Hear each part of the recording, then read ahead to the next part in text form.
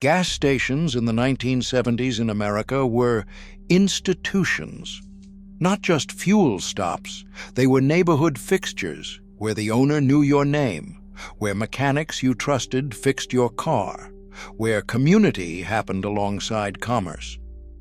The 1970s were a transitional decade for gas stations. Full service was still standard for most of the decade. The independent station owner was still common. But the oil crises of 1973 and 1979 changed everything, created shortages, long lines, rationing, and eventually the shift toward self-service. This was the last decade when getting gas meant human interaction and genuine service. The 1970s gas station marked the end of an era. Let's walk through what gas stations were actually like in the 1970s in America. Let's step into that world. The gas station was a neighborhood fixture. Every neighborhood had one, often on a corner. The building was modest, a small office, 2 or 3 service bays with overhead doors and a canopy over the pumps. The brand sign was prominent: Texaco, Shell, Gulf, Mobil, Standard, Sunoco, and Esso became Exxon in 1972. The bell hose was the first thing that happened when you pulled in. A black rubber hose stretched across the driveway. Your front tires would roll over it. A bell would ring inside, alerting the attendant that a customer arrived. The attendant would emerge immediately, usually a young man in a uniform, matching shirt and pants with the oil company logo, sometimes a cap. The attendant would walk to your car with purpose. Full service was standard. The attendant would ask how much gas you wanted, saying fill it up or $5 worth, then begin pumping immediately. While the gas pumped, the attendant would wash your windshield front and back using a squeegee and a bucket of water with cleaning solution. The windshield cleaning was thorough. The attendant would wet the glass, squeegee it clean, and check for missed spots. A good attendant took pride in leaving the windshield spotless. The oil check was automatic. The attendant would pop your hood, pull the dipstick, wipe it, reinsert it, and check the level. If you were low, they would tell you and recommend the right grade. The hood check happened every visit without asking. The tire pressure check was standard at many stations. The attendant would grab the pressure gauge and check each tire. They would tell you if any were low and add air as needed. The service was complete and thorough. The pumps were mechanical, analog displays with numbers clicking over as gas flowed. The gallons and price would count up simultaneously. The pump made a rhythmic clicking sound as it operated. Gas prices were low by modern standards, but felt expensive at the time. At the start of the decade, gas was around 35 cents per gallon. By the end, after the crises, it had risen to over $1. The price increases felt catastrophic. Payment was cash. You paid the attendant directly.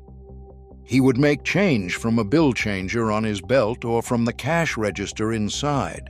Most transactions were cash. Some stations offered charge accounts for regular customers. You had an account at your neighborhood station. The attendant would write down what you got.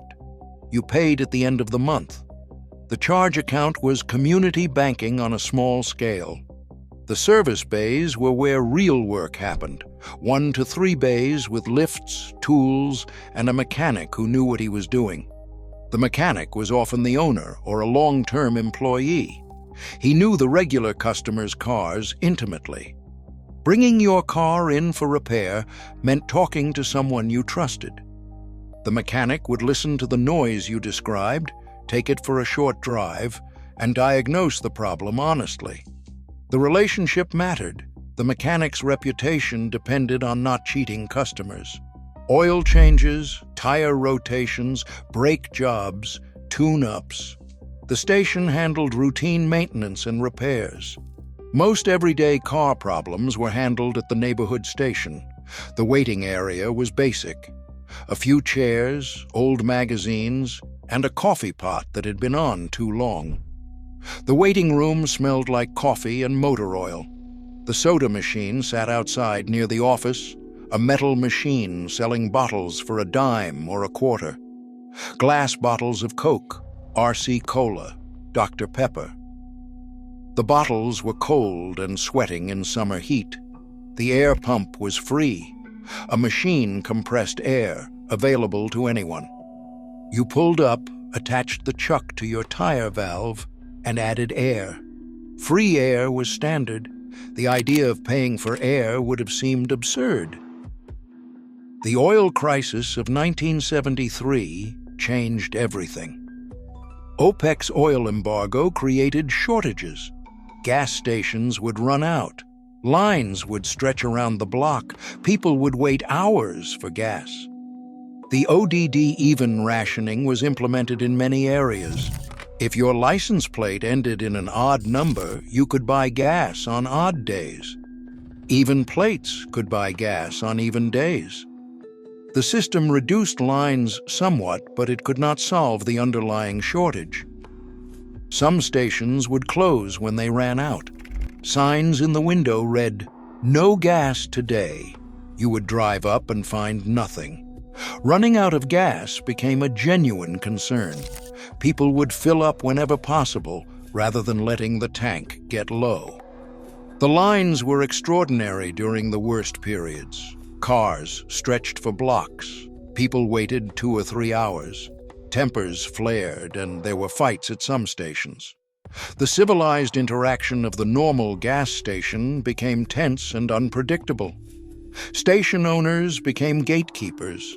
Some were honest and fair, limiting sales to 5 gallons per car to spread a limited supply. Others favored regular customers. The shortage revealed character. The second oil crisis in 1979 repeated the trauma. Lines returned. Prices spiked again. The psychological damage was permanent.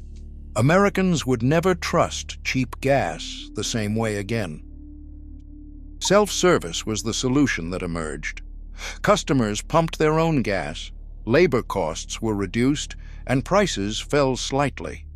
The self-service movement grew through the decade. Some states banned self-service for safety reasons. New Jersey still bans self-service today, but most states allowed it, and customers gradually accepted it. The transition was uncomfortable. Customers who had always had someone pump their gas felt the change immediately. The attendant who checked your oil and cleaned your windshield was gone. Independent station owners felt the pressure. Major oil companies pushed stations toward self-service and lower costs.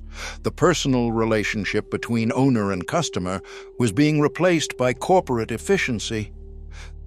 The station owner knew things, knew your car, knew your family, knew your driving habits.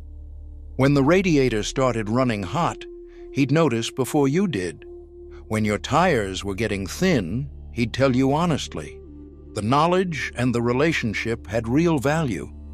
The neighborhood gas station felt safe and familiar. It had personality because it had a person, an owner, with a stake in the community. The convenience stores that began appearing in the late 1970s were different. Gas and snacks, self-service, transactional, efficient but impersonal. What defined 1970s gas stations was human service.